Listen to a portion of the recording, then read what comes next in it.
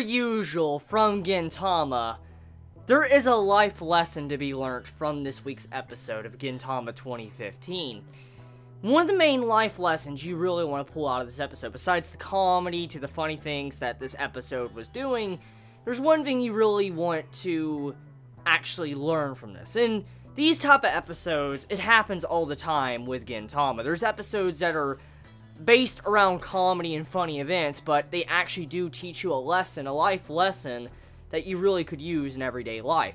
For one thing that I found out, or my viewpoint or perspective after watching this episode of Gintama, I was thinking, like, the meaning at the end when Gintoki broke down in front of the Shogun, and he's like, I'm sorry, I shouldn't have done this, you know, I'm sorry for using the confessions, making money off this, all that, please forgive me.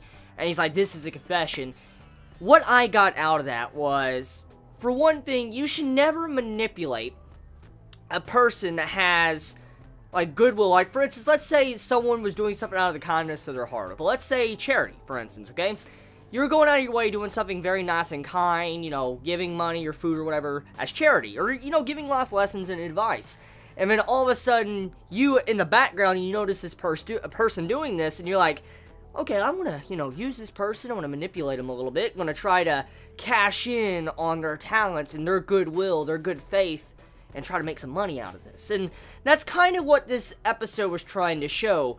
Don't manipulate people when they are just trying to do something of good faith, for instance, or goodwill, trying to help people out of the kindness of their heart. Don't manipulate the person that's just doing something for the good of people. And that's kind of what Gintoki was doing. He was manipulating Tama, using her talent and what she likes to do against her for he can make money. And then, you know, Gintoki, he realizes at the end, like, what he did wrong. And that is the life lesson I learned from this. Like, never use someone's goodwill for personal gain, for your own personal gain. Don't do that. See, that's one of the things I learned from this episode. Now, besides that, the episode was very, very fun, as usual when it comes to Gintama. I mean, it was everything we know and love from the series, to the comedy, to the funny build-up, to the ending with the Shogun, you know, most likely being assassinated or killed, and then the revelation at the end of where the Shogun has amnesia, and he's with Katsura, the very person that wants to kill him. They're working together, like, you know, like, let's be, you know, a person that's gonna go against the government and all that, and the Bakufu, and the ending is hilarious, and most likely next week's episode is going to carry on with the aftermath after this episode, which I'm looking forward to, because that's going to be very interesting, getting to see Katsura and the Shogun working together, and talking about, I guess, different things that are rebel-related with the Shogun. It's pretty fucking funny.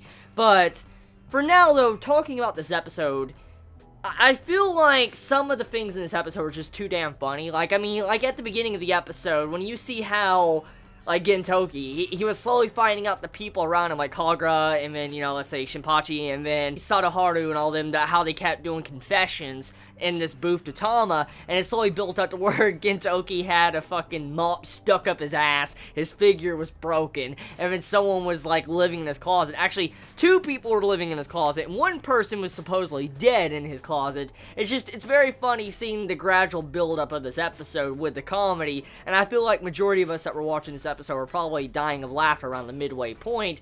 Like, when you got to the point to where you found out that Madao was sleeping in Gintoki's closet, and he didn't even realize. He's like, I had a living corpse living in my closet as well. Like, what the fuck? That scene, priceless. Just too priceless. I think that was the point to where I was just laughing too hard at the episode. And it's a great way to start a Wednesday morning. Like, Gintama, as always, is one of the best ways to start a Wednesday morning, because it's just so funny, it's so good, and you can get so many different emotions from this series, to drama, to tragedy, to a hilarious comedy, to some serious moments that teach you life lessons.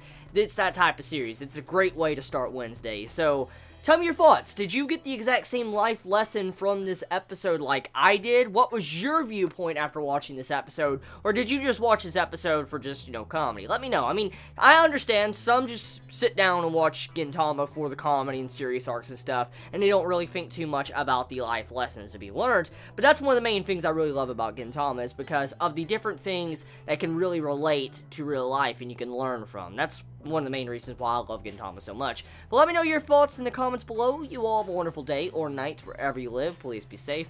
Chibi out.